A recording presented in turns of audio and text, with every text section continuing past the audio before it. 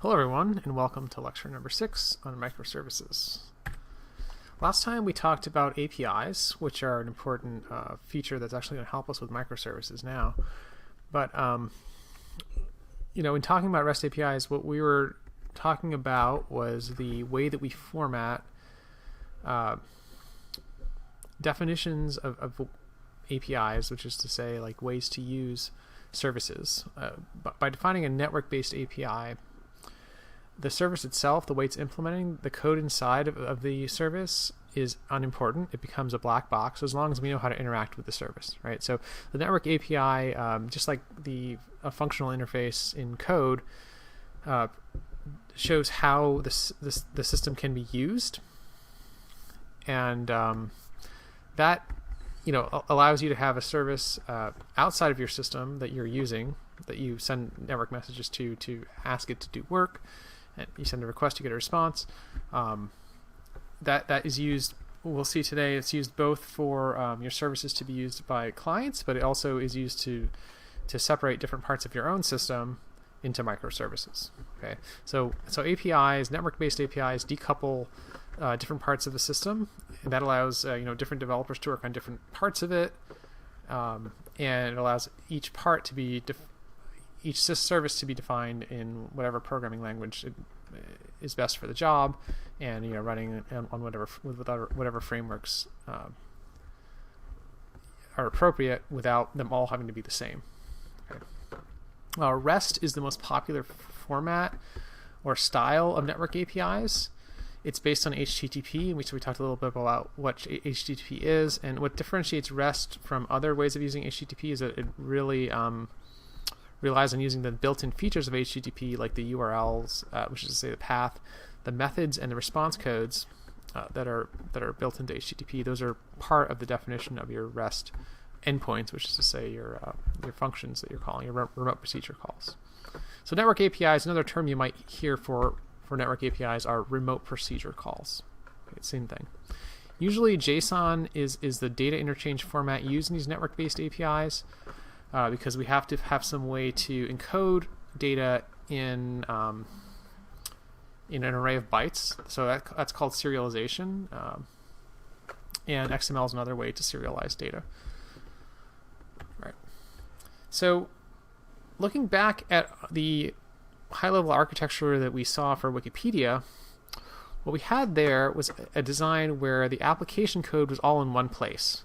It's mostly one big PHP application called MediaWiki. So today I'm going to call this a monolithic architecture. Monolith means like one thing, a single thing. So the code is all one big code base that compiles to one artifact that runs in one place. I mean, there are many clones of it, but all these little all these little Apache instances are running the same thing. There are other parts of the system. There's a caching proxy up front, running the Squid software, and in the back end there's a database. In this case they're using MariaDB, which is a relational database. But both of these things up front and behind the main application, that's off-the-shelf software, so we don't really consider it part of the application. Like, there's not code that has to be written by the Wikipedia developers to control the caching proxy layer. This is just something that they kind of plug in the front. And similarly on the back end, there of course MariaDB, like any database, is a very complex piece of software, but it's not developed by Wikipedia Foundation. It's an off-the-shelf software. It's configured for the particular application by defining the schema, what tables should be stored and stuff like that. But these two parts in front of and behind the application are not really a core part of the system. So even though there are like 3 different components to this architecture, we really view this as a monolith in the sense that there's one big custom written application in the middle, MediaWiki. Okay. Now, monolithic applications, like I said, the word monolith means one big thing, roughly. And these instances of MediaWiki, they all can independently handle any request on their own. Now, on their own is maybe not the best way to define it, because these MediaWiki applications do have to contact a database. but there's no other component of the system with code developed by the Wikipedia Foundation that's outside of these MediaWiki applications. So all you need to run this MediaWiki software, all you need to run Wikipedia, essentially in the minimal case, is one computer running this one software here and connect it to a database, and that's it, right? Now there isn't just one. There are 200 instances in this case. The only reason we have so many, though, is to handle independent requests in parallel. So that's like a horizontal scaling. These are all running the exact same software. These are identical clones. They're interchangeable. Okay. As a developer, if you're testing out a change you're making to the code, you would just be running one instance of one application on your computer, on your own machine locally, and that would run all the functionality of Wikipedia. Okay, as long as you have it connected to some kind of database, which probably would be a different database than the main production database, or maybe the same, depends on what you're testing. Now, that's not the only way to design things, as we'll see, but it's the simplest way. So monolithic designs, we started off with monolithic designs like Wikipedia, and also I remember I showed you the National Gun Violence Memorial code base that I wrote. That's also a monolithic design. That's a good choice for simple applications because you have just like one code base that you're developing. You deploy one thing, you have one web server that you're managing, although you might have many clones of it to scale horizontally. We'll see there are some disadvantages to this process, this design, but there also are some advantages. So like I said, it's the simplest choice, and even some very complex systems like Facebook famously uses a monolithic design, even though they have a lot of functionality. So I'm going to list some disadvantages that suggest that when you have a more complex system, it makes sense to break the system into components for a variety of reasons. But like I said, there also are some reasons why you might want to stick with a monolithic design. So there's a trade-off between monolithic design on the one hand, and the alternative to that is a microservices based design, which we're going to talk about today. Okay. But when you have one big code base that handles everything in your application, the disadvantages revolve around like the development processes and communication and complexity. So the first thing I would point out is if you end up having, so if you wanted to build a big system, you have more lines of code, more developers. As you add more developers who are all working on the same code base, things get tricky because they all need to like coordinate what they're doing, right? Like if you have one developer, like me, writing a web page, having one code base is fine. But if you have 100 developers who are together developing the same system, if they're all working on the same code base, obviously there's more communication that's needed. There's more potential for conflict. Like if I decide to change a function, then all the 99 other developers, might be affected by that change, right? So there's some fragility. If I can make a change in my part of the code, something I'm working on, that creates bugs somewhere else that affects other developers and other parts of the code. So if you have like 1 million lines of code in one big application, there's a potential that any line of code you change could impact any of the 999,999 other lines of code, right? Because they're all potentially calling each other. Now, of course, you could design a monolithic architecture to be modular, and so the different components, even though it's one code base that you deploy, there could be some modularity there at the software level, at the language level, kind of. And you probably would need that in a big system with, like, let's say, 1 million lines of code. But even then, there's the potential for any one line of code to affect the rest of the system. Okay, so it's a little bit more fragile and can lead to messy code because it's harder to make changes in a big code base and be confident that it's not going to introduce bugs elsewhere, right? Because all that code is available to call elsewhere generally. There's also just managing the repository and the code base with merging can be difficult. So you might have 100 developers all working on different branches, and then when they want to merge their changes into the main branch, it could be that there are conflicts between the things different developers wrote, And it could also be that that independently the code they added works, but then when you add it together, it introduces bugs.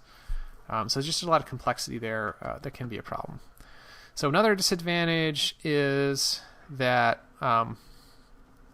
when you make small changes, you have to redeploy the whole application because the application is like delivered as one big thing, right? So if you're running the code on 1,000 machines and all 1,000 of those machines are running the same monolith, then a small change to, let's say, the billing part of your system, even though that's only a small part of your system functionally, that code is deployed to all 1,000 of your machines. All 1,000 of those machines need to get a software update. We'll see later on that a microarchitecture, microservices design might have that billing code only running on a small fraction of the total. So you might have, you know what I mean. The alternative to this is going to have different machines having like more specialized functions, as opposed to having all the machines doing the same, having the same full set of capabilities. That monolithic design. Another important disadvantage here is that your whole code base generally is going to have one programming language. If you're building one artifact, like you're compiling one thing, then it all needs to be in the same language. And there actually are pluses and minuses to that, but the disadvantage of that is that some things might be better suited to different languages. So some parts of the functionality might be easier to do or more reliable to do in one language versus another language. So in some ways, it might be better and more efficient to have different languages that are used for different parts of the system. And developers might also have different preferences, like one team that prefers to use Go, another team that prefers to use Java, let's say. If you have a monolithic design, they have to kind of fight it out and decide like who's going to win that argument of like what language to use. Whereas with a microservices design, where you have a lot of different components, they each could use their own preferred language, right? So it might be easier to recruit a larger team where, because you're not recruiting with just for one skill set, one preferred programming language, but you can allow a variety of different programming languages to be used. The flip side of that is that if you have a variety of different programming languages in use across your system, then it becomes difficult for you as a developer to have impact across the entire code base, right? Because you can't read other people's code because it's in a different language. Okay, so there's a trade-off here between independence.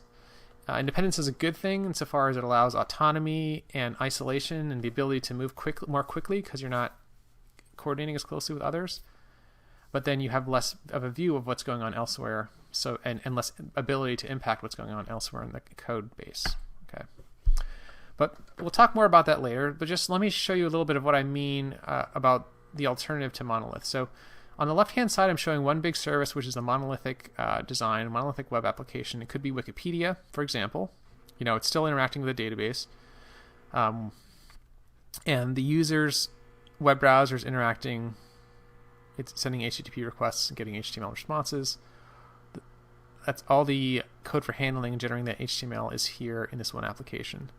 The alternative is to make a change where, from the client's perspective, they don't really see a difference because they're still interacting with one service. But we're calling it a front end instead of a monolithic app because it's not doing everything. In order for this web front end to generate the HTML for the different pages in the system, it has to interact with some other services. So if we use as an example, let's say an online store like Amazon.com or Zappos or whatever. There might be, you could think about an online store as having at least two big categories of functionality. There's the catalog, like the products that you're selling and the way that you present those products on the one hand. And then there is a lot of billing and accounting stuff on the other hand. Like the purchasing part of the system and the listing part of the system are kind of independent in some sense. They're two big categories of functionality. And it might make sense to have two different code bases for that. So, of course, they have to come together, and some of your requests would involve both. But to render certain pages, this front end might have to ask for information from the catalog to get information about products. But then, the front end, in order to process payments and to check out shopping carts, might have to talk to a different service. Those services, in turn, might have different databases, or they might share. They might share the same database for some things. Like, for example, the billing and account information might be in one place, and the product information might be in a different place. That would be a typical choice because you have a lot more product information, which might be better suited to a NoSQL database, which we'll talk about later in the class. Okay, so now we have like 3 different code bases instead of 1, 3 different, and probably you have 3 different teams or 3 different developers who are assigned to work on the different pieces, and each one of these has its own interface. Like at the top, I'm showing that there are REST requests going from the web front end to the account service. So the account service has defined a list of things that can be done with accounts, define those as REST endpoints, and now the web front end can make requests to do work. Now the web front end does not have to know about the details of how to do accounting stuff. It just has to choose from among the menu of options that this REST interface defines right here and make use of those. Okay, so it splits the functionality into pieces and allows work to happen kind of in parallel and independently. And we call that a microservices-based design. Instead of having one monolith, we have micro, of course, means small. We have smaller services, and there are different degrees of this. Like there's some organizations, like I think Twitter is famous for having like hundreds of microservices, which seems a little bit extreme. Like every little feature has its own microservice. But there are other options where you can just have like a few, 2 or 3 services instead of a monolith, and you might also call that a microservices design. In general, we call that a service-oriented architecture, where we have many services that work together to perform the overall service that the user needs. Service-oriented architecture is an older term from, like, I would say at least 20 years ago, whereas microservices is like the more recent way of describing that is about like 5 years old, something like that, a little bit older. But the basic idea is that you split the responsibilities of your application among specialized services, and again, allow those to be developed independently. They don't have to like coordinate so much, except they just have to define what their interface is and define what they do. Like the account service lists what it's capable of doing, and lists out the REST API endpoints in the format of those requests that it can handle. Now, to the outside world, like this web browser that's interacting, doesn't really know what's happening behind the scenes because it's interacting only with one endpoint generally. But in fact, there are a variety of microservices working together. We also could have different databases depending on, each microservice is free to choose its own way of storing the data as it sees fit. So each microservice is a black box to the rest of the system. It's independent. They handle requests from the network, and the particular implementation inside is, those details are hidden from the rest of the system. What's exposed is just the API, which is, could be a REST API, or, could be used a different style of defining APIs. Like we talked about this in the last lecture, like thrift protocol buffers, GraphQL, REST. Those are all different ways of defining network-based APIs. The key thing is that the other parts of the system just have to structure messages in whatever format that is expected by the service in order to interact with it. And there would be some form of authentication typically as well, so that each service only trusts requests that are from trusted services and not from random hackers or whatever. Or this all could be behind a firewall so that you have a private network, or both. Okay. So that is the idea of microservices. I talked earlier on about some advantages. There's some disadvantages as well. I kind of alluded to some of these. The thing I talked about before was the fact that developers can get isolated and siloed into subprojects. So if you're working on one microservice and it's in one language, and the rest and other services are developed by other developers, and they're exposing their APIs, but you don't know what's happening inside, the advantage of that is that you can proceed independently, but the disadvantage is that it's harder for you to chip in and help and make changes across the whole system. You might not know the language that's being used. You're not working on that code base. It's a different code base. So collaboration and innovation could be blocked by siloing, by isolating parts of the system too much. But of course, if you're developing a big system, some amount of independence is required to make progress. I think you can't develop a huge system, like even Facebook that has a monolithic architecture. It's impossible for, I would think it's impossible for one developer. I haven't seen their code base, but I assume their code base is so complex that it's really not, even though technically it's one thing that's compiled, there is, one developer there can't really understand the whole system enough to like make changes anywhere in there without like talking to the other developers who are more expert in the different parts of the system. So some amount of like specialization and isolation is like inevitable in a complex project. Because what you're trying to do is build something that's more complex than one person can really understand, or has time to understand, or has like the brain space to understand. Some other disadvantages are listed here. So the first is related to debugging. If you have like actions that are handled by many different components, many different services, it's more difficult to debug when there are problems. Like rather than having one code base that's handling everything, where you can like set a breakpoint and trace through it easily, if you're handing off requests elsewhere, it could be a little difficult to see where things are going wrong because you have to debug in multiple places. But there's a flip side to this, which is that if each component has a smaller set of features and like a smaller set of functionality, then it should be easier to write code that is correct and bug-free. Like if you reduce the complexity of a system so it's doing less, break it into pieces, then in general it's easier to write code that doesn't have bugs. It's easier also to write tests for a system that has a little more limited set of features. Okay.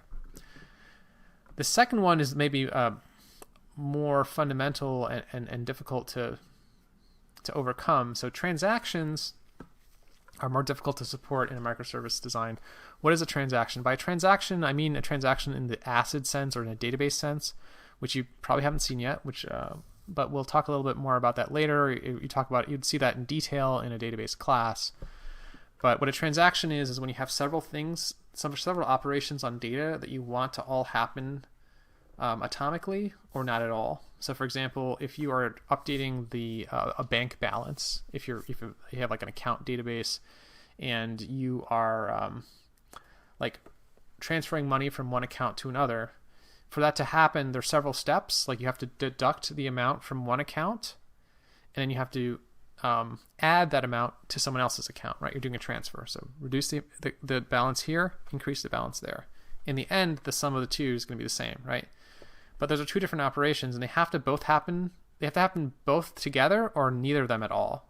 Like if your code crashes halfway through, that's a bad thing because you would have deducted money from one account and then never finished applying it somewhere else, and so you had money that just evaporated.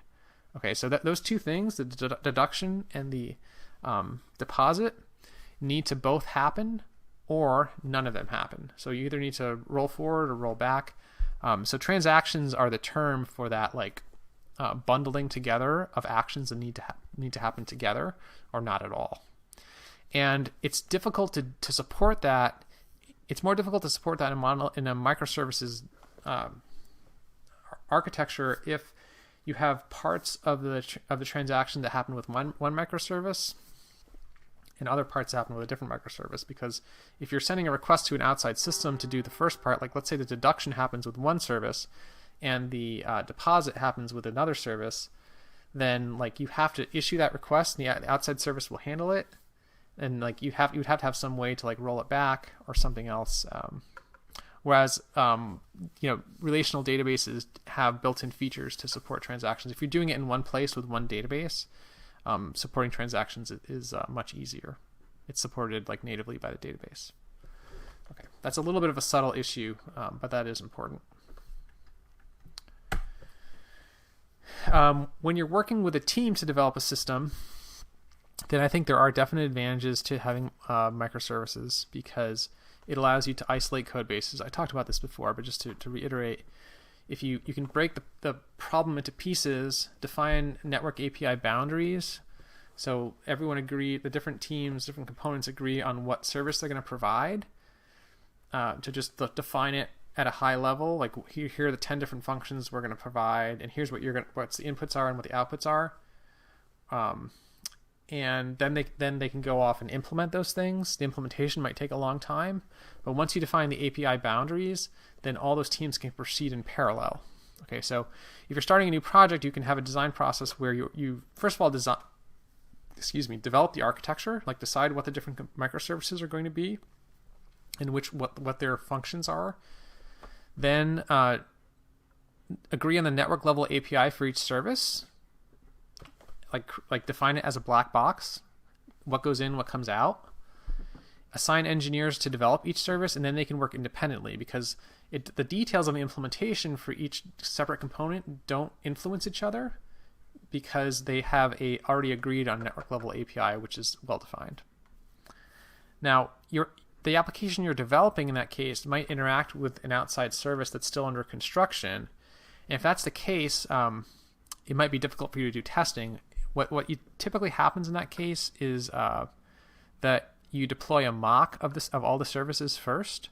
A mock is a term in software engineering for a fake implementation of a service that just provides some hard-coded dummy data. So it obeys the network level API that you've defined, but it doesn't really do all the things that are supposed to be done. Like, for example, if you're implementing a messaging application, then you might have a request that gets your inbox, your list of messages, right? In a real implementation, you have to check a database to look for what messages are stored for that particular user, and that you have to have all that code and organize it in the database and everything else. If you were defining a mock for that, you could very simply just have one line of code that returns a hard-coded string with a certain inbox. Like, you could hard-code the inbox, the list of messages that's going to be returned, and it would be the same every time. So it wouldn't be fully functional. The mock is not fully functional. Like, if I'm with this example of a messaging application, I might create a message, create another message, and then check my inbox, check my list of messages, and then what I get back from the list of messages wouldn't match the messages that I created, because it's not a real implementation. But in some sense, it's it's helpful to have that fake implementation, because you at least can start building things out. Build a user interface and whatever. Logically, it won't be fully implemented, but at least you have a way to get data that you can use to work on the rest of the system. Since we're talking about different architectural styles and microservices, we can start talking a little bit more about different ways of building web applications in particular. So on the left-hand side, so now we're talking about a different dimension in the design space. We were just talking about monolithic versus microservices. Now we're going to talk about traditional web applications versus JavaScript single-page applications.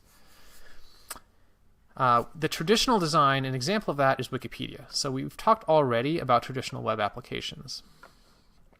What these have is the web browser making requests to a web server, and the web server generates HTML dynamically. So remember, we had that Wikipedia application would look at the path to figure out what article the user was requesting. It would check a database to get the wiki text, convert the wiki text to HTML, fit it within a template, and return that HTML. So the HTML here is dynamically generated by all the logic in the web server, probably also checking some database. Okay. Now, this is the old style of web application. There's nothing wrong with this, but it's the traditional style. Wikipedia is an example. What's distinctive about this is that the web browser is not doing much dynamically. It's not running much JavaScript. So whatever the web browser gets back from the web server, this HTML, it renders it on the screen, and that's the document the user sees. Okay. So the construction of the user interface happens in this web server. The web server decides what is shown, what graphical elements are shown, and how that all is arranged. So the UI code's back here. A JavaScript single-page application actually instead has the UI generation code run in the web browser in JavaScript. So I hope this diagram is helpful, but there's a lot going on here. With a JavaScript single-page application, what happens is the web browser still makes a request for HTML, but that HTML that comes back from this web server here is not really doing anything except providing a file, which is a JavaScript file that is the code of the application. That JavaScript application then, so this doesn't really have the user interface for the code, but rather it has JavaScript code that knows how to request data from an API and also how to translate that data into the user interface, the HTML that the browser should show. So this JavaScript application has code for generating HTML, and it typically will have will make a lot of requests to a backend API using REST to get data that it needs. So for example, this JavaScript application for the messaging app example I gave might ask for a list of messages, get back a list of messages. Then inside the JavaScript application that's running on the browser in the client, there would be code that decides what HTML is built to render that list of messages. Okay.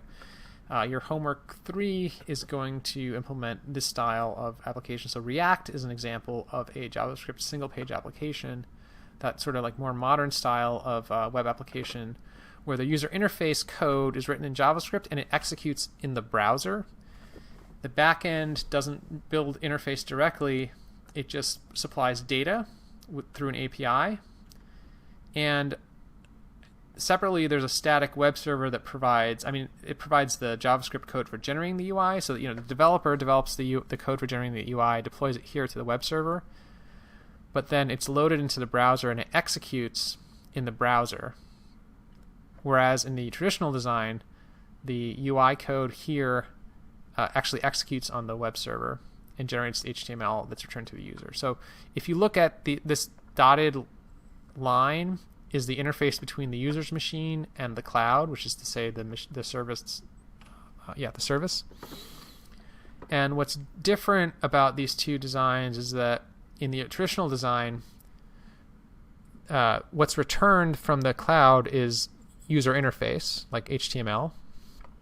Whereas in this new design, mainly what's returned is data, and code for generating the UI is returned. So this HTML plus JS is not really much UI, but code for generating UI. And that code gets data and generates the UI dynamically. Okay, so that's how Facebook works. Facebook developed the React framework, and now React is used also in a lot of other applications. React is not the only framework for JavaScript single-page applications, but it's like the most popular. And there also are, these are two extremes. There's actually a continuum of applications that between traditional and single-page applications. Even with a traditional web application, you typically have some JavaScript that makes some requests for data, that makes some modification to the UI. So there's actually a middle ground here as well. That's like a hybrid mix between a dynamically generated HTML and JavaScript modified HTML to update the UI. Okay.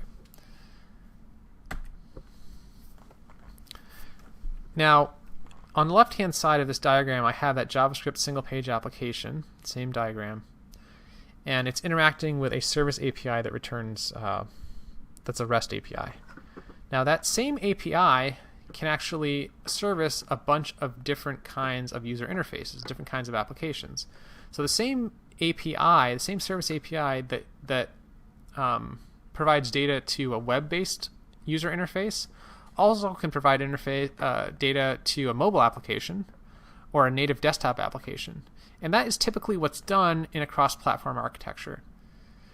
So this is what we did in. I worked on, for example, a messaging application for private messaging, where we had an iOS app, an Android app, we had a native Windows app, we had a native Mac app, and we also had a BlackBerry app. All 5 of those, they had different.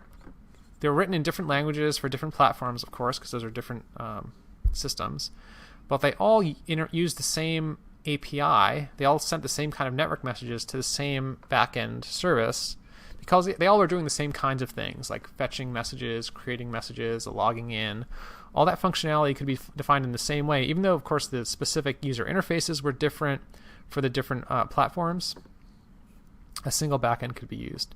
So that's a way. So that's very common these days to have one backend, one typically REST, but it could be GraphQL or something else. And have all your different clients have those be separate code bases that can be developed independently and using the same interface. You also can use this same API to develop a traditional web application. So if you want a web application that's not a single page application, that actually does not require any JavaScript at all, that just makes HTTP requests and gets HTML back, gets the fully rendered UI, you can actually put a little like intermediate layer here, which is a web front end. So this is a traditional web server that accepts HTTP requests, returns HTML, so similar to Wikipedia, except instead of connecting directly to its database, it's making REST API requests just like these other user interfaces. So the user interface code here is in this JavaScript app, this mobile app, this desktop app, and also this web front end app. Okay. These are all sharing the same backend. Very common design for cross-platform architecture. Now, if you design a system like this, I want you to stop and think for a second how many specialist software engineers might work on this system. So if in general we're trying to hire a small team, but we don't expect any one developer to be expert enough to develop more than one different user interface or more than one different code base, because they're different. There's a lot of time that's required, for example, to be able to develop an iOS app that doesn't necessarily translate into developing an Android app or a Windows desktop native app. So how many specialist software engineers might work on this system if every developer is only specializing in one platform? Stop and think about that.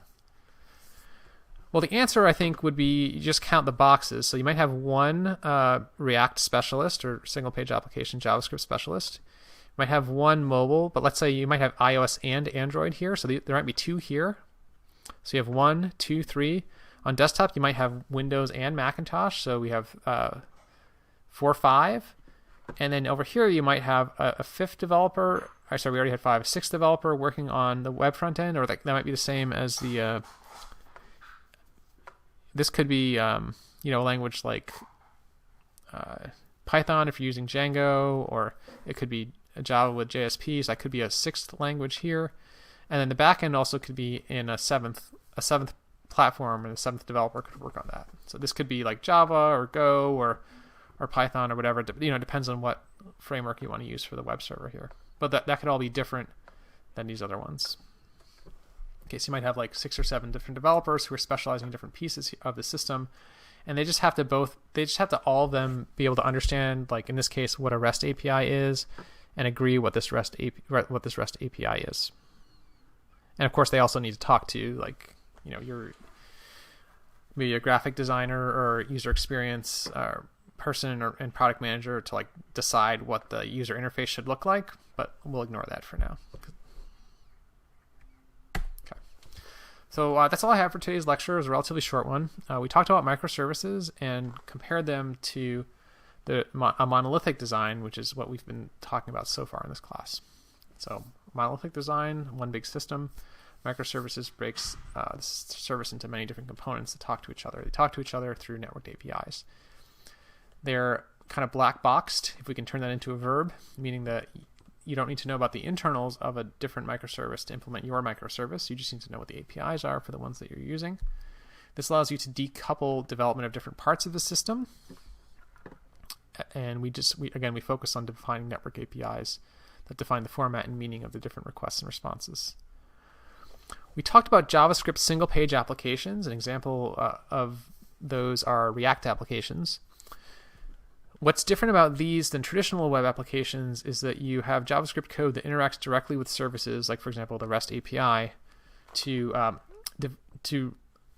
render UI. So we move UI concerns away from the backend code and instead put it in the front end. It runs in the browser instead of running in the backend. Although there has to be some backend component that stores the JavaScript code and delivers it to the browser so the browser can run it. We talked also about cross-platform system designs where you have one backend and one API to serve a variety of different clients and a variety of different user interfaces, including mobile, could be iOS and Android, web and desktop apps, both Mac and Windows, whatever, Linux. They all can be written. They all have to be written generally with different maybe languages and using different libraries to build those user interfaces on the different platforms, but they all can use the same network-based API to interact with the backend, to get data, to modify the global state of the system. All right, hope that makes sense. See you later.